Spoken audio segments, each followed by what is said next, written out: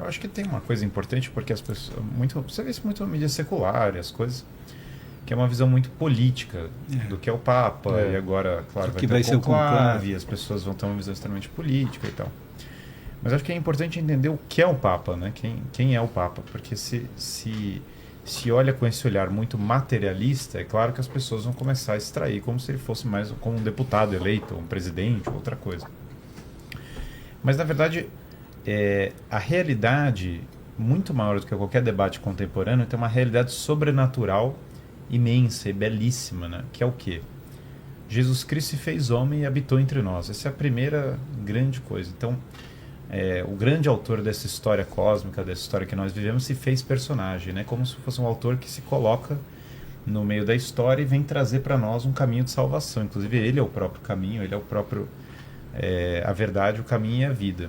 E ele morre pelos nossos pecados, para a nossa redenção, que é uma graça imensa, e ele renasce. Então nós estamos agora nesse período da Semana Santa. O que nós estamos celebrando, né? Essa belíssima festa da Páscoa. Bom, primeiro lá atrás, na Páscoa, eles já celebravam a Páscoa, o que é a libertação do povo. O povo em Israel era escravo, de fato, no Egito. Você tem uma verdadeira religião satânica, né? As pessoas cultuam, inclusive, Amon-Ra, né, que é um culto, inclusive, sincrético, vários cultos de Amon. Muitos desses cultos descendem de Baal mesmo, que é literalmente a figura diabólica, quando você lê na Bíblia, derivado da Babilônia, né? Baal é senhor na religião caanita.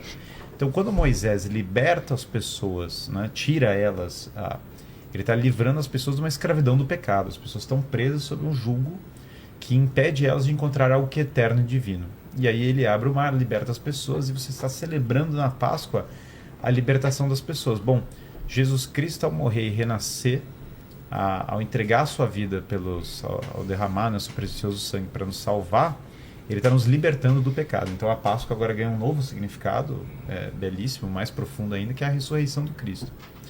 E Jesus Cristo quer levar a fé para as pessoas, quer trazer, ele quer que nós sejamos salvos, que nós tenhamos contato com essa boa nova, com esse evangelho. Então existe uma missão apostólica. A igreja, as pessoas vão levar a fé, os apóstolos são escolhidos para levar a fé para as pessoas. Então veja, todas as pessoas receberam a fé de alguém. Alguém me passou a fé. E alguém passou a fé para o Padre Michelini, alguém passou a fé para o Guto, para todas as pessoas. Alguém chegou e anunciou sobre o evangelho, e falou sobre as verdades da salvação e passou para os outros.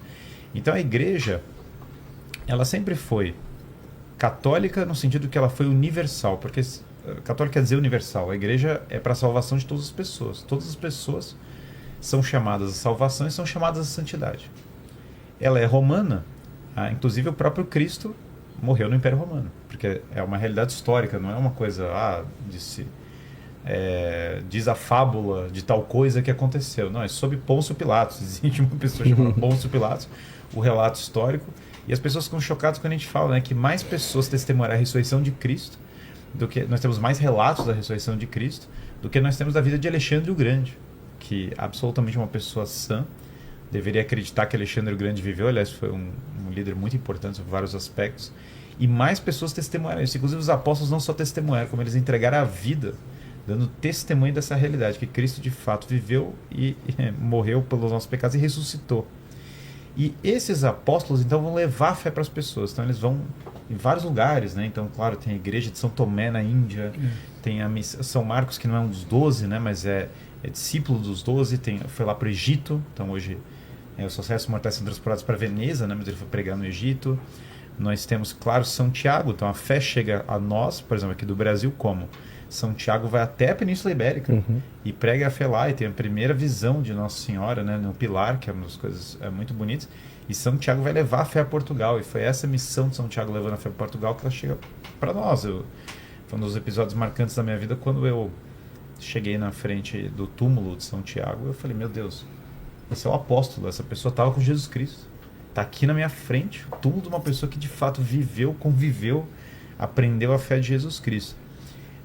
E aí tem uma das coisas mais belas de todas, né? Se você vai na Colina do Vaticano, tá lá esse mesmo lugar, séculos e séculos passados, geração a geração, tá lá no lugar da colina. O Papa celebra, né, as missas sobre o lugar. Tá o túmulo de São Pedro. E São Pedro é muito bonita, a história é muito especial, né? Porque São Pedro, claro, Cristo, ele chamava Simão, e Cristo vira para ele e fala: ó, tu és Pedro, tu és pedra, né? Cefas é a palavra em grego, e sobre ti edificarei a minha igreja, e os portões do inferno não prevalecerão sobre ela. E é bonito porque Pedro, claro, vai negar Cristo 3 vezes, né? Mas vai ser esse símbolo de fidelidade. Tanto que, exatamente nos Atos dos Apóstolos, chega uma hora que Pedro fala pela igreja, né? Ele toma a palavra e ele fala exatamente essas coisas. Por isso até que eu estou fazendo referência à morte e à ressurreição de Cristo, porque Pedro fala exatamente isso. Ele fala: olha, tá todas as pessoas discutindo, reunidas e tal, e aí ele toma a frente. Ele lidera os apóstolos nesse momento, né? Até o Cristo fala uma coisa muito bonita para São Pedro, que é: eu te dou as chaves do reino. O que são as chaves do reino? Se você vai lá no rei Davi, quando o rei Davi sai para as guerras, né? Porque esse é o ponto até do rei Davi, unir o reino de Israel, tirar o jugo de todos esses reinos malignos e dar unidade para as pessoas. Aliás, o Cristo, logo antes, né, do Calvário, ele reza com os apóstolos para que eles tenham unidade na verdade. Essa missão de preservar a unidade na verdade é a chave, né, para entender o que é o papado. E aí, as chaves do reino são as chaves que ficam quando o rei sai numa guerra. Então o rei vai lutar numa campanha, vai enfrentar uma missão distante. Quem cuida do reino na ausência do rei, que está guardando ele. Então o reino é de Cristo, Cristo é o rei. O Papa é o gatekeeper, né? Ele é o guardião, ele é quem está segurando as chaves do reino. Então Pedro, ele é um bispo. Na verdade, a partir de Pedro vão ter os bispos, né? Os herdeiros dos apóstolos são os bispos. Então, e lá em Atos dos Apóstolos já descreve isso, que os apóstolos vão para esses lugares distantes e alguém vai ter que cuidar, continuar aquela missão. Essa é a beleza da sucessão apostólica. Não dá para simplesmente o apóstolo falou e ele vai falecer, quem continua. E aí os apóstolos vão nomeando os bispos. E os bispos, claro, vão nomeando os padres para auxiliar na sua missão. Então, o padre Michelino está aqui do nosso lado e foi ordenado. Ele foi ordenado por um bispo, que foi nomeado por outro, pelo Papa, pelo Papa, até chegar em Pedro. Numa linha até chegar em Pedro. De sucessão, até chegar à época dos apóstolos. Essa é uma das coisas mais fascinantes. Então, pessoa a pessoa, as pessoas foram sendo nomeadas numa linha ininterrupta, né? E São Pedro, então, ele vai ser crucificado de ponta cabeça nesse mesmo lugar, nessa mesma colina do Vaticano, onde está o Santo Padre. E quando os bispos, né, Santo Irineu de Lyon, tantos das pessoas da igreja primitiva, eles têm essa deferência, essa liderança que São Pedro teve junto aos apóstolos. E justamente porque você tem que ter uma unidade da igreja. Esse é o ponto do porquê ter um Papa, para manter a unidade da igreja. Se eu perco essa herança, esse líder, a igreja vai se fragmentar infinitamente. Cada um vai acabar criando a sua igreja. É uma consequência inevitável. Pense, não tem uma figura que une as pessoas. A palavra Papa quer dizer pai. Então o Papa é o bispo de Roma, ele é o herdeiro de São Pedro.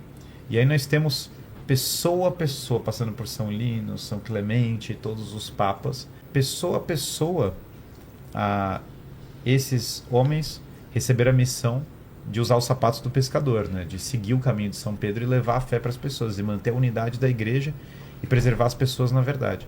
Então o Papa, até conta uma história de São João Paulo II, né? Que ele falou: poxa, você não vai ordenar mulheres, sacerdotes? Ele falou: olha, filho, eu não tenho como fazer isso, eu sou apenas o Papa.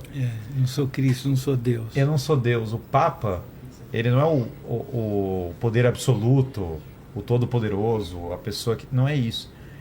Ele é o zelador da fé de Jesus Cristo. Ele basicamente está protegendo a doutrina da igreja. Então não é uma questão de qual é a sua facção política, qual é o seu lado que vai mudar. É um Cristo e uma igreja. E uma verdade. E claro que naturalmente vai ser assim, porque se tem uma verdade, nós queremos preservar e levar as pessoas para essa verdade. Então, a figura do Papa, o papel dele não é de um político. A eleição dos papas pelo Colégio Cardinalício é uma disciplina que foi colocada pela igreja, mas os primeiros papas eram voluntários. Por que eles eram voluntários? Porque todo mundo ia morrer. Todo mundo Os primeiros 30, né? Os primeiros 30 papas ali foram mortos. Vai ser morto. Então, na verdade, quando chegava alguém, levantava a mão na igreja e falava assim: olha, deixa comigo. As pessoas rezavam, agradeciam, ajoelhavam e falavam: meu Deus, alguém é corajoso de assumir esse mando. Porque, claro, a igreja vai sendo forjada, como falou Tertuliano, o sangue dos mártires é a semente da igreja. E se hoje tem esse renascimento católico, nós não temos, claro, tanto o martírio, às vezes, de sangue, né? Embora isso aconteça muito no mundo islâmico, em vários lugares do mundo. Mas aqui, por exemplo, no Ocidente não é tão comum o martírio de sangue, mas nós temos a perseguição das pessoas que vivem a fé, da doutrina e tantas coisas, que exatamente nesse mundo secularizado há uma demanda natural por se voltar a algo que é eterno. Então o Papa, ele é o zelador da fé da igreja. Então ele não é um negócio. E todos os papas têm essa missão. Então a primeira coisa que a gente tem que fazer, assim, todo mundo... Não é um jogo político, não é Game of Thrones, não é quem é o próximo. Acho que todas essas visões que são às vezes até meio um pouco dissociadas do que é a missão espiritual do papado. É claro que tem uma dimensão humana tudo isso, é claro que existe todas essas coisas. Mas as pessoas tendem às vezes a pensar assim, não, o Papa ele é uma pessoa das riquezas, né? E veja, essas riquezas do Vaticano, né? A igreja é uma instituição de caridade do mundo, mas muitas delas são fruto do que? Bom, a Capela Sistina é a obra de Michelangelo. São pessoas que viveram vidas e entregaram essas obras de arte para a igreja. Você vê, tem uma visão tradicional que era, poxa, nós vamos pegar o nosso ouro, ao invés de botar na casa de uma pessoa rica, nós vamos colocar para as coisas de Deus, nós vamos colocar nos altares, porque... Então não é uma questão de... a primeira coisa quando nós olhamos o Papa, todo mundo que é católico, nós rezamos pela alma do Santo Padre, e nós rezamos pela escolha do seu sucessor, mantendo a missão apostólica, e nós zelamos por essa fé e essa verdade. Né? Porque as pessoas entram numa que é assim, não, porque eu preferi o Papa Bento XVI, eu prefiro o Papa Francisco, eu não sei o quê. É que tudo... ele falou tal coisa sobre ecologia, é que tudo isso é muito pequeno perto do convite à eternidade, que é o seguinte, olha... E acho que o falecimento do Papa é um convite a todas as pessoas a se aproximarem da fé, porque realmente isso que o Vilela comentou aqui é impressionante. O que está acontecendo no Brasil, o renascimento católico do Brasil é uma coisa... Sim. Já vai bater 1 trilhão de pessoas. Eu não sei nem quantos... Vai ter mais pessoas assistindo o terço do Frei Gilson do que pessoas no Brasil. Eu não sei nem como, né? Eu estava conversando com uma protestante, uma música protestante. Muitas personalidades ateias, né? Estão se convertendo ao catolicismo no mundo. Eu estava conversando com uma moça que é protestante, ela falou para mim, não, eu rezo o terço Frei Gilson toda madrugada. Tem uma grande devoção a Nossa Senhora. Outra pessoa que era ateia falou, não, eu estou acordando para rezar o terço do Frei Gilson. Quer dizer, as pessoas estão se aproximando da igreja muito forte, porque o mundo moderno está sedento disso. As pessoas foram ensinadas que a vida não tem sentido, que ela não tem propósito, e o carro já bateu na parede. As pessoas estão vendo, olha, não deu, essa vida secular, hedonista, materialista, ela tem um limite, ela chega a um ponto ali que ela não preenche mais. Então as pessoas estão voltando para a igreja. Então esse falecimento do Papa Francisco muito melhor do que eu preferia Bento XVI, eu preferia Francisco, eu preferia não sei o que, eu gosto desse Papa, eu não gosto desse Papa, né? Porque como o pessoal tá brincando, todo mundo agora virou especialista, né? Nossa Senhora. No papado, né? Mas muito mais importante agora é o seguinte, olha, a missão do Papa então é nos aproximar da verdade eterna. Então o que é toda a tradição dos papas, né? Que a tradição da igreja é o corpo místico de Jesus Cristo na história. Então, e o que essa tradição nos convida? Ao batismo. Então, as pessoas que não foram batizadas, é um ótimo momento que agora a gente está discutindo a igreja, as coisas estão em evidência, elas estão vendo esse momento que é, de fato, a devoção das pessoas ao Santo Padre, se batizar, passar pelo batismo, que é o Cristo fala, né? Quem quiser entrar no reino dos céus que vai ter que nascer de novo. E aí até o Nicodemos, né? Fala assim, mas como assim, né? Eu vou entrar na minha mãe e vou nascer de novo? Ele fala, não, é com a água, né? Então está falando, claro, do batismo, que é a entrada na igreja, depois, claro, o sacramento da confissão, que o Cristo fala para os apóstolos, os pecados que vocês perdoarem serão perdoados, que vocês não perdoarem serão retidos. E depois no Evangelho de São João fala, né, quem não comer do meu corpo não terá a vida eterna. E aí nós, claro, lembramos da Eucaristia, de participar da missa, de voltar realmente a receber o corpo e o sangue de Cristo, porque no fundo o Santo Padre ele, como um sacerdote, como um bispo, ele aproxima as pessoas dos sacramentos, ele celebra a missa, confessa as pessoas. Era uma das coisas marcantes, papado do Papa Francisco, é ficar lá no confessionário, ouvindo as confissões. Então, acho que muito mais relevante para as pessoas do que... É evidente, a ecologia, não sei o quê, que novamente aí já vem o New York Times da vida e fala, analise agora a pauta progressista, não sei o quê e tal, e aí vai para um outro caminho, que é o seguinte, olha, antes de tudo o confessionário, as pessoas ajoelharem e confessarem. Uma vez eu fui dar uma palestra para as pessoas da igreja, falando sobre a doutrina social da igreja. A doutrina social da igreja, para mim, o primeiro ponto é as pessoas confessarem, porque se as pessoas não estão em estado de graça, Como é que a gente vai discutir melhorar os problemas sociais se as pessoas estiverem perdidas? Não adianta querer resolver. E é fundamental querer resolver problemas sociais e querer resolver várias coisas, mas se as pessoas não encontram um caminho de salvação, a crise da alma das pessoas leva à perdição do mundo. Então essa reaproximação da igreja, acho que é o primeiro ponto para se entender de fato quem é o Papa, muito mais do que uma análise política fria, né? Agora, você sabe que é importante as pessoas entenderem que a fé dos fiéis ela não vai, e aí acho que é para as pessoas que acompanham muito o debate da igreja, né? Especialmente às vezes os católicos que estão muito assim, mas eu preciso ser eleito esse Papa e tal. Olha, existiram papas santos ao longo da história, existiram papas que tinham muitos defeitos. Isso é uma realidade sabida. Tiveram papas na Renascença que eram... embora notoriamente, né, as pessoas falam muito do Papa Borgia, sabem que o Papa Borgia, quando ele de fato ele tinha uma vida realmente muito complicada antes de ser nomeado, mas quando de fato ele virou Papa, todo mundo conta que ele se converteu e na verdade fez o papado melhor do que muitas pessoas imaginam. Então às vezes até uma pessoa que teve uma vida escandalosa no passado, quando senta na cátedra, no trono, o Espírito Santo envolve ela. Então isso de fato aconteceu na história. Mas existiram papas bastante de vidas aquém da missão, porque é uma missão que Deus está dando. Deus vai chamar e você pode corresponder à missão de maior ou menor grau. Agora, existiram então grandes papas santos, existiram papas que não eram santos ao longo da história, e essa é uma realidade da igreja. Mas é muito importante entender que existiram pessoas que se perderam durante papados de papas absolutamente santos. Então, você pega lá o papado de São Pio X, e São Pio X é um grande santo, e almas se perderam, e pessoas se perderam todos os outros. E existiram pessoas, em épocas de papas que, novamente, não eram os melhores, que foram grandes santos, e foram grandes pessoas, e levaram as almas adiante. Porque essa é a beleza da igreja, quer dizer, o chamado das pessoas de santidade não vai ser determinado pela santidade pessoal do Papa. Novamente, o Papa é o zelador e o portador da fé, e ele mantém a unidade da fé, e ele está lá mantendo até uma... mas se ele for santo, ajuda bastante. Claro, e é muito melhor. E nós rezamos, e aí vem a ponto, nós rezamos pela santidade do Papa, e nós rezamos para que o Papa seja santo e corresponda à sua missão. O tempo inteiro, né? Todas as missas, em todas as missas, nós rezamos pelo Papa. E acho ótimo o Padre ressaltar isso, porque eu não estou querendo relativizar a história de não importa se ele é santo. O que eu estou falando não é no sentido de relativizar, e acho que importa sim, mas é de não ser determinístico, as pessoas não se perderem da missão de santidade pessoal por causa da eleição. Eu acho que isso... porque a santidade de Deus é uma obra do Espírito Santo, tem razão. As pessoas não podem se perder nesse sentido. Eu entendo que a igreja precisa hoje de afirmação de dogmas. A igreja precisa de clareza doutrinal. Não dá para você... as pessoas anseiam por uma doutrina clara.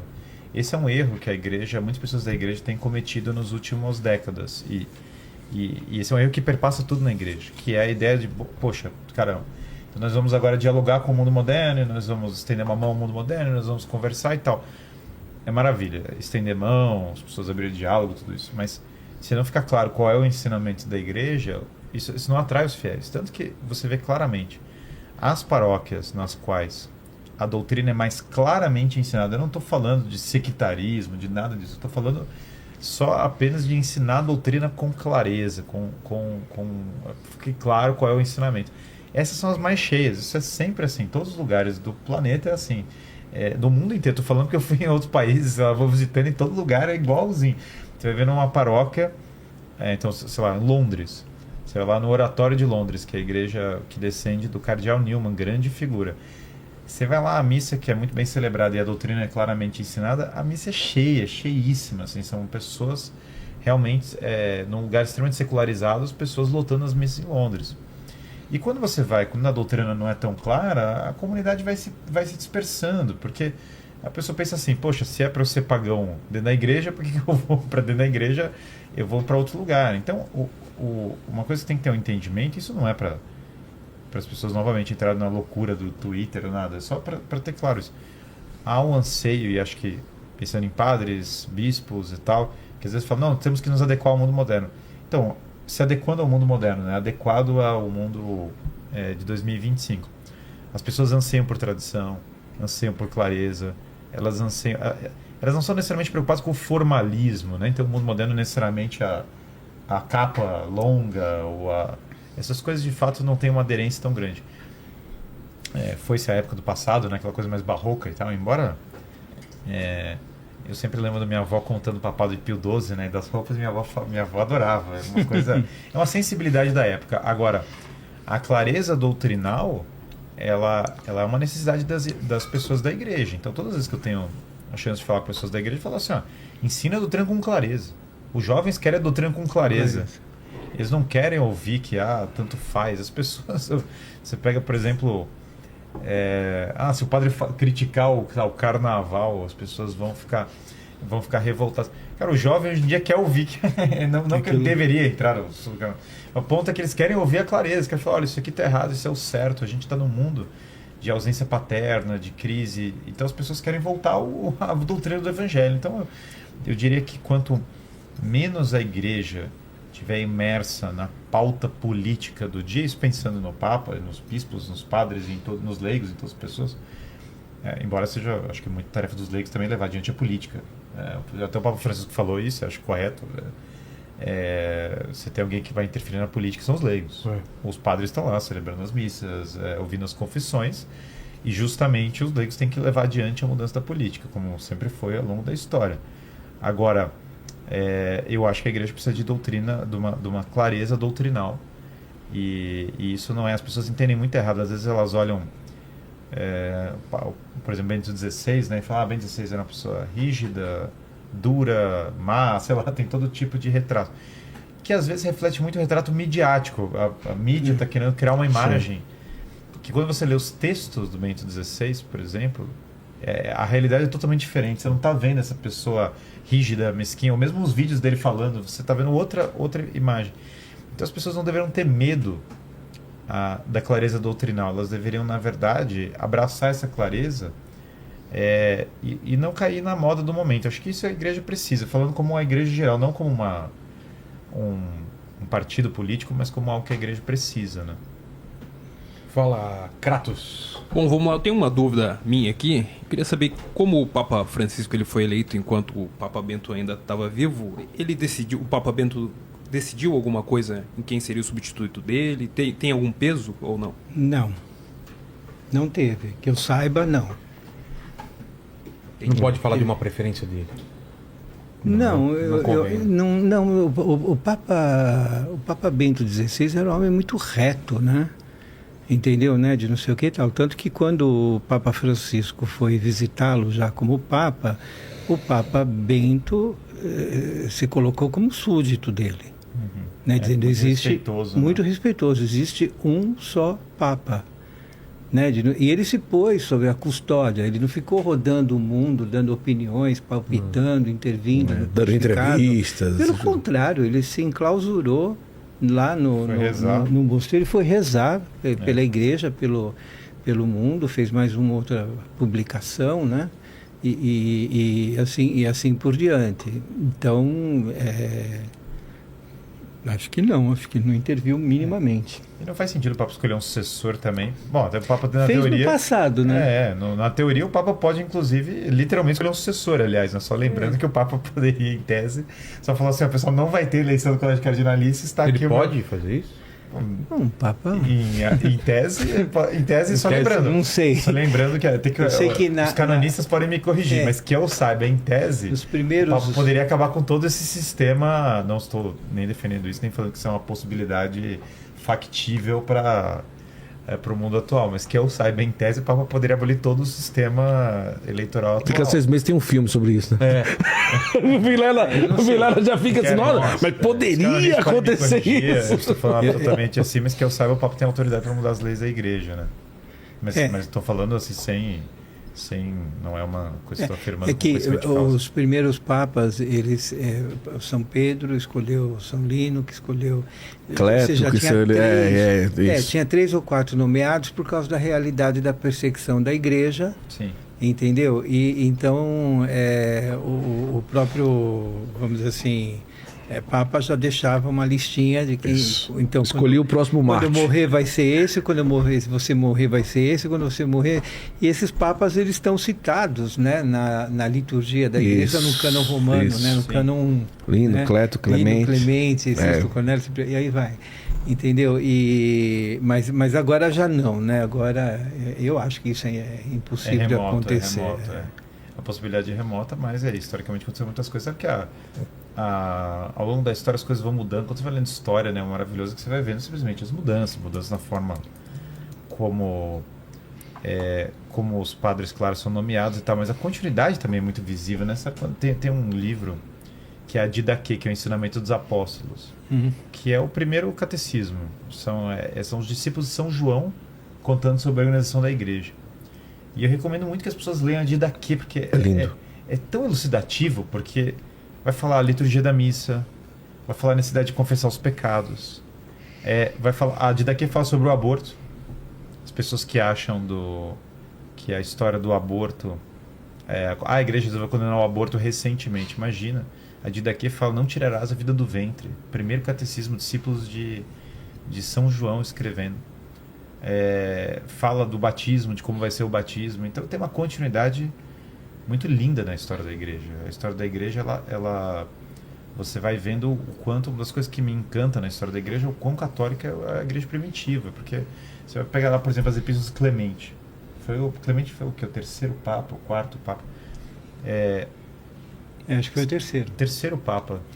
Eu tenho em casa as epístolas de São Clemente. Você está vendo? Você lê o terceiro papa, né, da história. E quem conhece, né, por exemplo, sei lá, eu cresci lendo os documentos lá de João Paulo II. Você vê a continuidade lindíssima. Você está vendo a mesma igreja. Então, 2000 anos depois você está lendo o mesmo ensinamento. Essa é a beleza mais do que qualquer outra coisa. É a missão salvífica vívida. Por isso que eu realmente acho que a gente nivela por baixo quando cai no imediatismo da igreja, porque mas o que tem maior do que Jesus Cristo veio e nos redimiu dos nossos pecados? Aqui, qualquer outra, o filme O Conclave é uma piada perto disso, é um circo, entendeu? Não sei qual é a doutrina maçônica que inventaram, que é do secularismo, que corrompeu a nossa mentalidade, que a gente agora pensa tudo de uma maneira absolutamente secular, tudo é altamente, tudo tem que ser conspiratório, secular, imediatista, é uma mistura de maquiavelismo com maçonaria, tá, como diz o Papa Leão XIII, né, que previu muito corretamente que o socialismo ia se fundir com certas formas de capitalismo e repúblicas maçônicas iam começar a controlar tudo, que é meio que a previsão mais precisa que eu já vi na minha vida, assim. O Papa Leão XIII acertou de maneira muito bela, mas assim, o que é incrível é que essa doutrina eterna, ela permanece, ela está lá, você está vendo a mesma fé, você lê os santos antigos, tá lendo os Atos Apóstolos, né? Você lê, por exemplo, a história do martírio de Santo Estevão, que é uma das primeiras, ou você está vendo a mesma igreja, você está vendo a mesma doutrina, a mesma fé. Doutrina. Essa é a beleza. Você lê São Pedro, dá para você ler as cartas, aliás, do primeiro Papa, está lá no próprio, você abre o Sagrada Escritura. Então, os escritos do primeiro Papa. Então, eu acho que hoje é muito mais voltar para as origens, para a tradição, né? Havia uma época que sim, as pessoas eram muito... Por exemplo, em conclaves antigos, as pessoas entravam com um nobre armado para proteger os candidatos ao papado, porque as pessoas podiam matá-lo. Então o cara tinha um protetor com uma espada, né? O mundo de 1700 ou 1600 e tal não era um mundo tranquilo sobre vários aspectos. Hoje tem, né? Papa móvel, né? Hoje tem Papa móvel. Então, claro, aspectos temporais de certas coisas mudam, eles vão se alterando. Os estados papais já foram maiores, hoje eles são menores. Garibaldi, aliás, bombardeou os estados papais. Esse mesmo Garibaldi do Brasil, aqui do Rio Grande do Sul, o italiano revolucionário, bombardeou os estados papais, um dos episódios mais lamentáveis da história europeia. E isso, de fato, reduziu os estados papais. O Papa virou prisioneiro dentro da sua própria casa. Isso já aconteceu na história da igreja. Mas o poder temporal da igreja, ele na verdade é uma extensão da sua missão salvífica. Não é que o poder temporal é a finalidade em si. Ele é uma extensão. Então, quando a pessoa está preocupada em como que o Papa vai influenciar a eleição americana, ela está invertendo 100% a lógica do dia. A preocupação não é essa. A preocupação é o seguinte: não, calma lá. Como é que o presidente americano vai se conformar à realidade eterna, né? Uma vez perguntaram para a irmã Lúcia, da mensagem de Fátima, né? O que a mensagem fala sobre os Estados Unidos da América? E a irmã Lúcia começou a rir, né? Ela falou assim, mas o que você tá... Imagina, né? Esse é o nosso... Eu achei que aquele episódio resume tudo, assim, porque eu falei... A mensagem de Fátima descreveu todos os acontecimentos do século XX. Imagina a Segunda Guerra Mundial, a ascensão do comunismo e a crise de fé da igreja. Literalmente é a sequência perfeita de tudo que aconteceu. E ela falou a solução, que é rezar o rosário, seguir o Sagrado Coração, voltar o Imaculado Coração, que aliás vai triunfar ao final, as comunhões reparadoras. E aí a pessoa falando, mas e os Estados Unidos da América? E, novamente, você está baixando a discussão tremendamente. Eu entendo a importância da política temporal, eu acho que ela tem que ser discutida e tudo mais, mas é que no final do dia, a salvação das almas é a maior coisa. E nesse momento, as pessoas estão se aproximando da igreja, buscando a salvação das almas. Eu entendo que a política eclesial... Porque tem muita gente que vai começar a se aproximar da igreja e fala assim, mas e esses grupos na igreja? Eles ficam brigando, o cara é mais tradicionalista, o cara é outro não sei o que e tal. Se você está se aproximando da igreja, esquece isso, entendeu? Não vai entrar na discussão de será que eu viro um sedevacantista, vamos discutir o grupo que falou tal coisa do outro grupo. Esquece tudo isso, não entra nesse campo minado. Porque isso não tem nada a ver com a fase que você está na sua jornada, isso não é o caminho. Foca nessas verdades de fé. Eu falo isso porque toda eleição de Papa vai ser a gente estava até vendo, vão falar que mataram o Papa, vão falar que imagina se alguém ia assassinar o Papa, uma pessoa de 88 anos com doenças, entendeu? É estúpido, não faz o menor sentido. Então, eu acho que o ponto todo é o seguinte: em épocas de especulações, as pessoas têm cada vez voltar à verdade da fé, até porque a tradição da igreja, que é um tesouro a ser guardado, essa tradição da igreja é voltar a ela que vai resolver qualquer problema. As pessoas falam assim, mas você é um tradicionalista, você não sei o que na igreja. Falo, é que, na verdade, essa escolha não existe, porque só tem a tradição da igreja. Eu vou defender o quê? Pensa bem, né? Alguém vai falar assim, não, qual é a reforma que você gostaria? Primeiro, não é meu papel, né? O que eu vou falar de reforma na igreja? Reforma eu faço na minha casa, entendeu? Eu vou botar o papel de parede, vou mexer algum negócio e tal. Isso é uma reforma. O que as pessoas precisam é da tradição. Então, quando as pessoas olham e falam assim, não é quando você fala assim, por exemplo, o ensinamento da igreja tem que ser revisto em relação ao matrimônio. O ensinamento da igreja em relação ao matrimônio é de Jesus Cristo. Um homem e a mulher se juntam para procriar, para santificar os seus filhos, até que a morte os separe. Jesus Cristo condena o divórcio nos 4 evangelhos. Esse é o ensinamento da igreja. O ensinamento da igreja em relação ao aborto é o que está na de Daquê. Não tirarás a vida do ventre. Já está lá. Fim. O ensinamento da igreja em relação a moral sexual é tão claro. É a família. E fim. Isso está colocado no evangelho de maneira muito clara. O ensinamento da igreja em relação à política temporal. Bom, isso tem uma variedade, mas em todos os lugares é afirmado que Jesus Cristo é o rei de todos os lugares. Jesus Cristo é o rei da China. Jesus Cristo é o rei de Israel. Ele é o rei da Palestina, ele é o rei da Arábia Saudita, ele é o rei dos Estados Unidos e ele é o rei do Brasil. Porque, na verdade, ele é o rei de todos os lugares. Não tem lugar que não faça parte do reinado de Jesus Cristo. Ele na verdade, todos têm que subordinar a ele. Então, você pode variar a política temporal, mas que os reinos do mundo têm que, na verdade, seguir quem é o verdadeiro rei desse mundo. Como que eles falam para o Pilatos, fala, sua autoridade, não é que pela minha autoridade eu posso soltar. Ele fala, mas ele está tentando ajudar o Pilatos, fala, olha, você não tá entendendo, se você soubesse, se a sua autoridade valesse, toda a autoridade te foi dada. Toda a autoridade foi dada por Deus. Então, na verdade, as verdades de fé fundamentais não vão mudar. Eu sei quem está querendo torcer para mudarem, eu não sei o que, eu torcer para isso, eu torcer para aquilo. Veja que isso é vão. Porque o que está nas Sagradas Escrituras e o que está na tradição da igreja é imutável por definição. Coisas acidentais podem mudar, e coisas até temporais, pastorais, realidades das mais variadas podem mudar. Mas o ensinamento central é esse. E o problema não o ânimo da pessoa não é preciso agora, o conceito de família tem que mudar. O conceito é outro, é como eu posso me santificar agora. Entendendo a verdade que foi passada por Jesus Cristo, como que eu vou santificar minha família, como que eu vou ser um pai que vai santificar o meu filho. Porque e essa ânsia do mundo moderno de desconstruir toda a tradição, hierarquia e ódio é uma ânsia anticatólica. Ela nunca vai existir na igreja. Eu entendo que as pessoas vão achar agora está na hora da época das reformas. Mas é que não tem a reforma que destrói a igreja, porque a reforma que destrói a igreja não é uma reforma, ela é por definição a revolta. Sim. Então, aliás, né? E é outro ponto do porquê as pessoas estão se convertendo à igreja e estão querendo uma linha, obviamente, que não é a ala tradicional, é a tradição da igreja. Por que elas querem isso? Porque se é para se é para eu relativizar o matrimônio, e se é para eu falar que Deus não é eterno, que ele é como um sopro, se é para falar que todas as religiões são verdadeiras, que não são, porque, por óbvio, se uma é verdadeira, a outra já não é um ataque a nada, mas sei lá, se Jesus Cristo é Deus, ressuscitou, o Islã já não é verdadeiro, porque o Islã fala que Jesus Cristo fingiu que foi crucificado. Então não tem como ser cristão e islâmico ao mesmo tempo. Não tem como ser judeu e cristão ao mesmo tempo, no sentido que os judeus não aceitam que Jesus Cristo, que o Messias veio. Então já há uma incompatibilidade.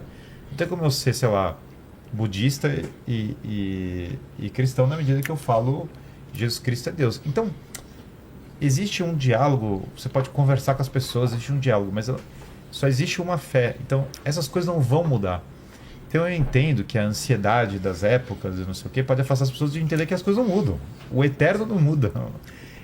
E aí quem se converte, claro que quer saber a verdade eterna da igreja, quer saber como que eu vou para o céu. Eu não quero saber se 60 religiões são verdadeiras. Eu quero saber qual é a verdadeira, porque assim, eu estou confuso. Eu quero saber qual é o caminho. Eu deveria virar islâmico ou não? É uma resposta clara. Então, eu entendo que o futuro da igreja ele é na tradição e só tem esse futuro. O mundo pode variar, as coisas vão mudar, as modas vão mudar e tal. Quando fala de... E acho que o Padre Miquelino falou uma coisa verdadeira também. Dizer, por exemplo, a igreja falou dos pobres. Agora a igreja está falando dos pobres. Sempre. O São Francisco de Assis estava fazendo o quê? No mundo medieval. Nós estamos falando... Os primeiros cristãos estavam falando dos pobres. A ideia de que a igreja tem um amor pelos pobres, um cuidado dos pobres, é de Jesus Cristo. O Everton, ele pergunta, quem decidiu haver papas após Pedro? Então, esse é o ponto, né? Cristo, ele exatamente inaugura a sucessão apostólica. A sucessão apostólica é para ser uma sucessão, como o nome fala. Os apóstolos vão nomear sucessores e os sucessores vão nomear sucessores. Isso é sempre a ideia. A ideia da sucessão é a continuidade perfeita, né? Então, basicamente, isso está muito bem descrito nos Atos dos Apóstolos. Exato. O primeiro volume do Daniel Hobbes é muito bom sobre isso também, que fala sobre a igreja primitiva. Então, nos Atos dos Apóstolos, você já vê primeiro são os níveis da ordem, né? Os níveis da ordem já estão descritos lá, porque você fala de diáconos, presbíteros e bispos. Está na Bíblia, se abrir lá, tem lá diáconos, presbíteros e bispos descritos nos apóstolos, e já tem a sucessão descrita ali, que eles vão nomear. Então, em primeiro lugar, isso é colocado pelo próprio Evangelho. Inclusive, antes, né? Isso já é prefigurado no Antigo Testamento. Porque quando você vai para o Antigo Testamento, os profetas vão anunciando a sucessão daquilo que vai ser trabalhado. Não só o templo vai tendo sacerdotes que vão sucedendo o templo, mas há um anúncio daquilo que virá. Então a sucessão apostólica, ela é instituída, não é que Pedro criou isso. Cristo estabelece a sucessão apostólica e naturalmente Pedro já vai nomeando, as pessoas vão nomeando sucessores que vão sucedê-los na sua morte. O que o Cristo anuncia é que eles vão ser mártires, na verdade. Ele fala, vocês vão ser mártires. No começo ele até brinca com isso, né? Porque ele está no caminho para a morte, né? Brinca, entre aspas, dando uma lição para eles, né? Porque eles estão todos muito empolgados, falando, Senhor, nós vamos segui-lo até a morte e tal. E aí ele mais ou menos assim, pessoal, olha, isso vai acontecer, só que não é no momento que vocês estão imaginando.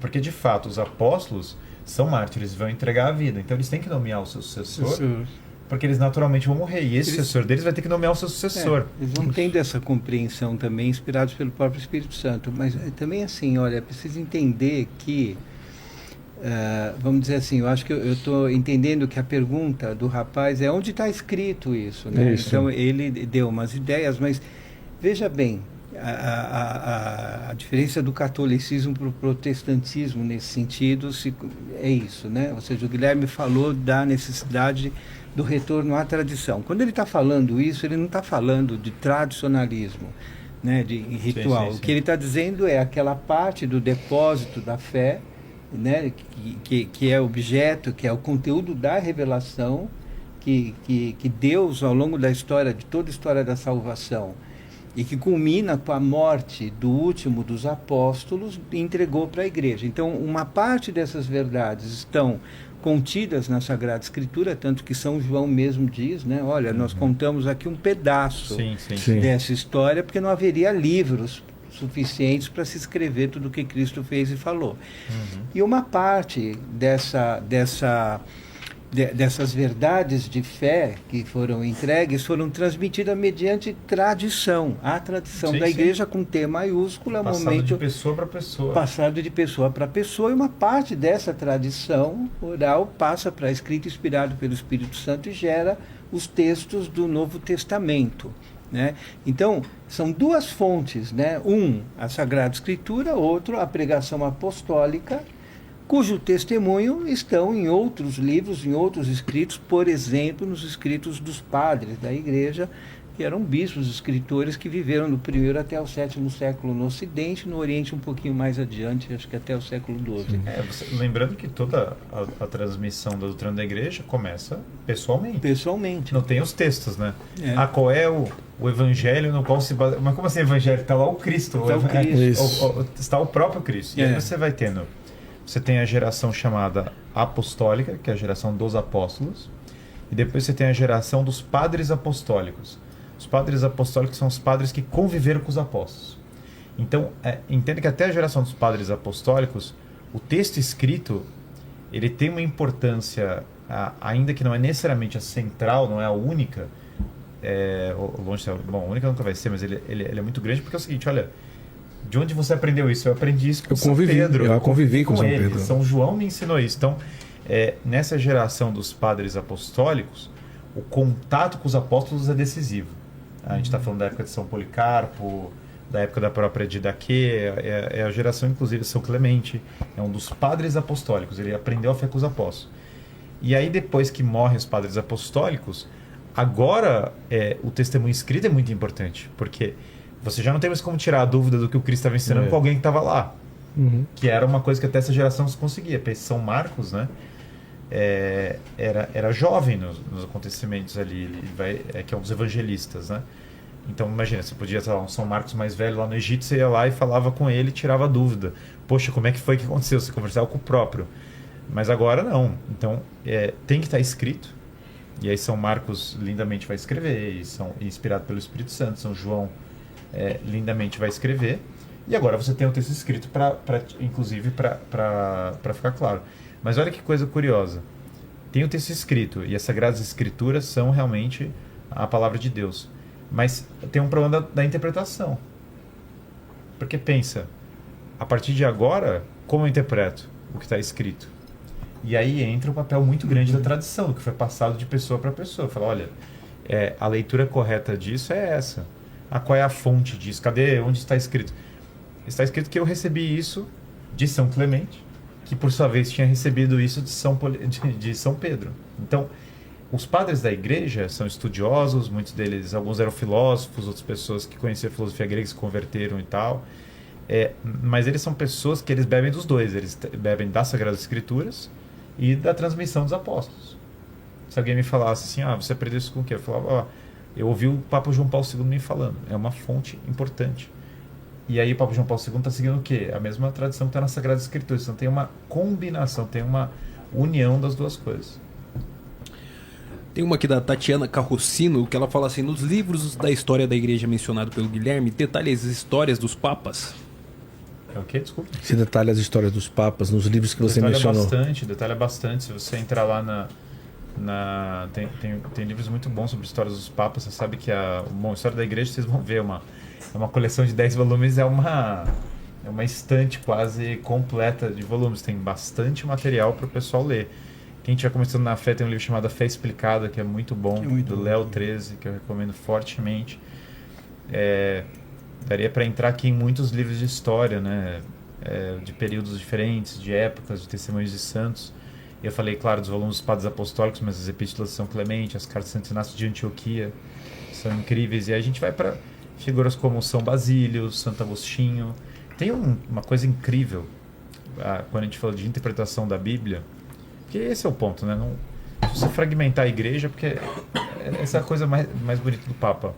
Ou vai ter o Papa, ou vai ter 1 trilhão de igrejas. Não tem meio termo. Ou tem uma igreja, ou tem 1 milhão. Não tem como ser...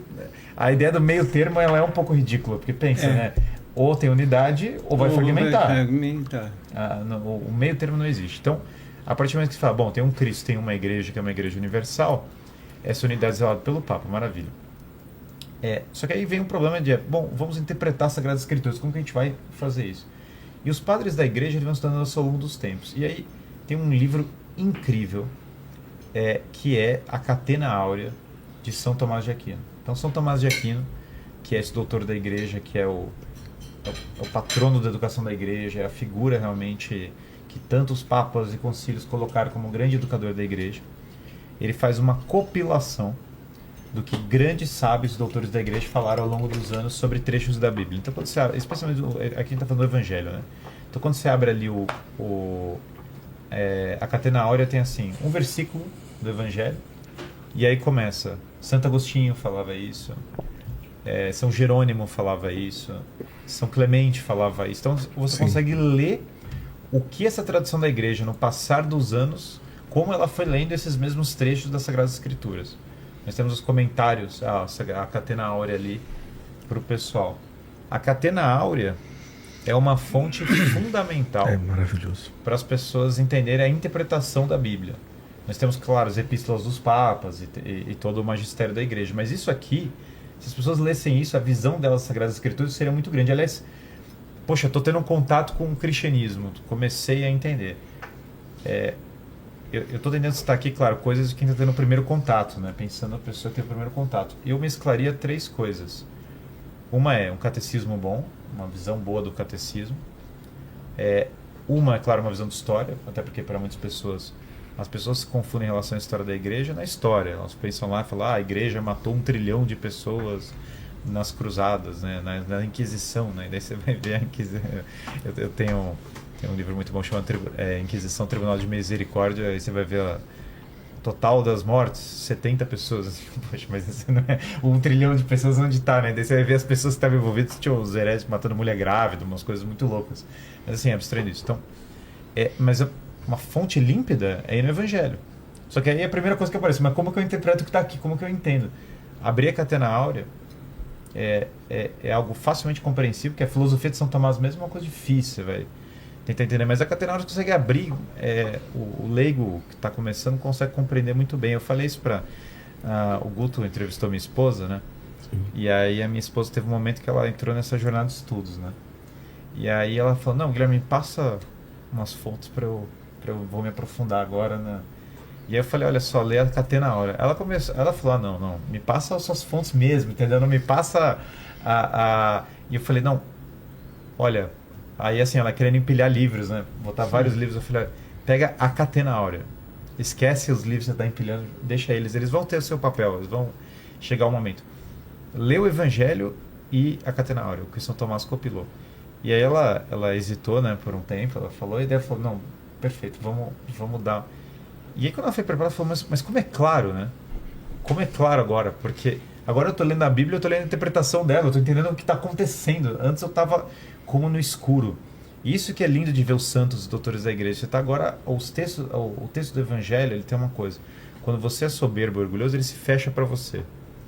E aí as pessoas às vezes falam assim, para mim tudo é a Bíblia, mas o problema é que a própria Bíblia vai se fechar para quem for orgulhoso e soberbo. É da natureza das Sagradas Escrituras.